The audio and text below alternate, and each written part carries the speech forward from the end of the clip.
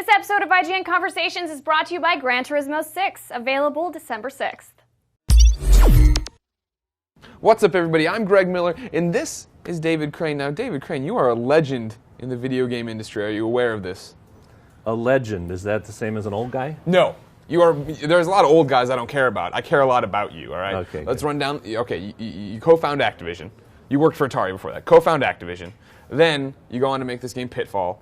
It does pretty well. But here's something that a lot of people out there are going to love you for and or hate you for. You created me. I don't know if you know that. When little Greg Miller was walking through Toys R Us with his mom, he was buying Ghostbuster action figures. And they went down this video game aisle, and behind the glass thing at Toys R Us was Ghostbusters, the video game, on Sega Master System, a port, mind you. And I said, I want that. And that, my love of Ghostbusters is what introduced me to video games, which is what brought me, it charted the rest of my life. So I have to thank you for that. And before we go any further, I want you to sign my Ghostbusters cartridge here. I have the Atari 2600 one, but I'll never be able to thank you enough for doing happy that. to. I would not be here. I would not work at IGN. I would not be the D-list internet celebrity I am without this game and without you. So thank you so much. But let's get started here. Let's get down to brass tacks. I'll stop talking. It's not all about me. Remember, what was it like co-founding Activision? Well, was that scary to leave Atari to go do this? You know, it wasn't that scary. I was single, living in an apartment, eating tuna sandwiches. I mean, I did not have a large budget to have to deal with. And we had been working at Atari. The four of us who founded Activision had been working at Atari and kind of hanging together and working together.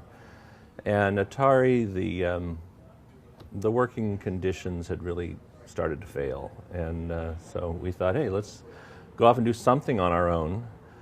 We were either just going to go and become a development house, one of the only ever, first ever, and just develop back for Atari and make twice as much money because they had to pay more for outside development, all the way up to designing and publishing our own cartridges. So that's where we ended up. We got connected with Jim Levy, record industry executive, and he raised the money and we made the product, and the first third-party software publisher in the video game cartridge industry was born.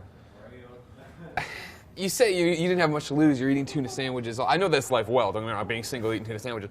But for me, like, I can't. Maybe I'm just so silly and stupid that I can't imagine going out into this totally uncharted water. Right? Like, video games are so new. Things are still shaky. There's not much is going on, and you guys are just like. Did you feel exhilarated, or did you feel like, oh man, we are just wasting our lives? Like, was there this thing that you knew you were doing something amazing that was like shaping into something? Did you know how special it was? Oh, absolutely. I mean, we were pioneering every day at Atari, so it didn't matter that we were going to go off on our own as long as there was some funding to pay for the things we had to build. Yeah. But we had to build every development system. We had to create every art tool, every graphics tool, every software tool that we used. But that was as much fun as making the game. Okay, that's awesome. So you begin to grow Activision. You left mid-'80s, right, is when you left Activision to go form your next studio? That's true. Yeah. So when you were getting ready to leave, like, did you fathom it would become what it's become? Did you see Activision becoming the juggernaut that it is? Well, Activision, when I was there, was the fastest growing company in the history of American business at one time. We were clearly number one in third-party publishers. Of course, we were the first one, so we were number one from the day we started. But I mean, people would come to us at trade shows and say, your games look so much better than Atari's games. How do you do that? Yeah. And we were just very creative at what we did, and like I said, we innovated every day. So the fact that they were selling gangbusters was really no surprise. When we founded Activision, we thought of the video game business as being, on video game consoles, as being not a fad, but going to be supplanted by home computers. We thought that the home computer revolution was going to take over and supplant the video game console. That never happened. They went in parallel, and consoles and PC games exist today. But we saw that by 1985, we started in '79, but by 1985, the business would be home computers, and we would kind of segue into home computers, which we pretty much did. Gotcha. So then, what do you feel like your connection is to Activision now? Is it just that you were there to get this baby going, to get this plant growing, and then do you look at it now and you're just like, wow, like I don't know anyone there. This is totally not what I had in mind. Yeah, they're really two completely different companies. Yeah. I mean, we had so much fun pioneering, creating, just making this industry. Yeah. I mean, I've recently spoken at conferences where I asked the audience, how many people out here work in the third-party publishing business? Right. And every hand but 5 raises their hand. The other 3 work for Sony. Yeah. Because they make a console, they're not third-party. Right. Yeah. Okay. But everything is third-party publishing. And so we created that industry, and you'd be amazed if you looked at the details of how many different things we had to figure out how to do first. Yeah. From making the games and distributing the games and selling the games and hooking up sales groups and training people into what a video game is and how to sell it and all those things the first Activision did. Then there was the big crash. Activision barely survived that crash. Yeah.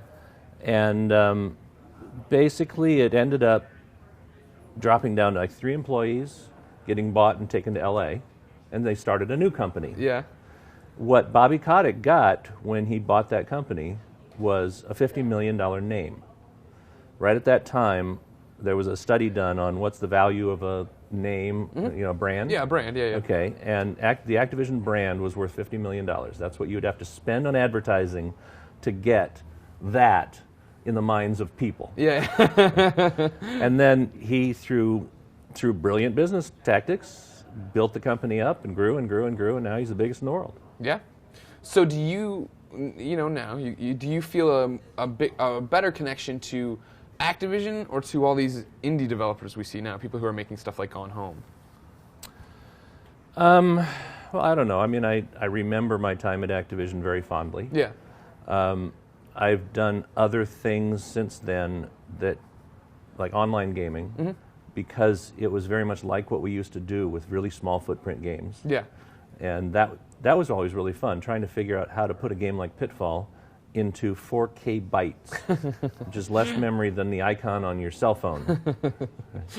So I have fond memories of that, but what I do now generally is just develop. So I'm more of a developer than having anything to do with the Activision of today. Sure. You think you'll ever stop? Are you ever going to really retire from developing and making video games? I haven't done a lot in the last 18 months, largely because the budgets have gotten so big and it's so much of a battle to get funded. Yeah. And also, I'm doing some patent work and that sort of thing because I was there. Yeah.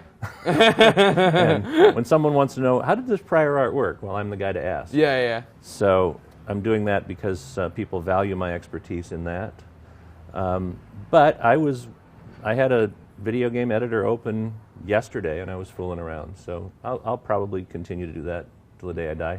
Wow. And so then, I guess, is it weird to be walking history?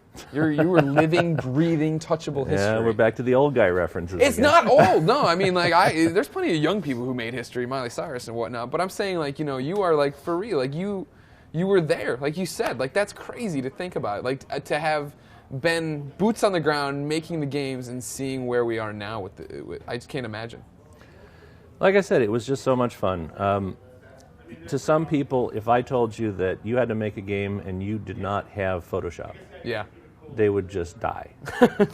Instead, I wrote a pixel editing tool to let us do our art. I would spend as much time making tools to do this stuff as actually writing the games. And I enjoyed it. So it takes a certain mindset to say, I don't need the tools. I'll go take care of everything. Yeah.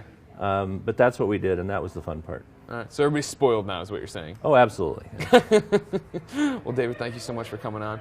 Ladies and gentlemen, this is IGN.com. We talk about video games of all ages, not old video games. All ages, the history of video games. So make sure for everything you keep coming back and tell us in the comments what your favorite Activision game is. Clearly, mine's pretty obvious. Thank you for everything about video games. Keep it here.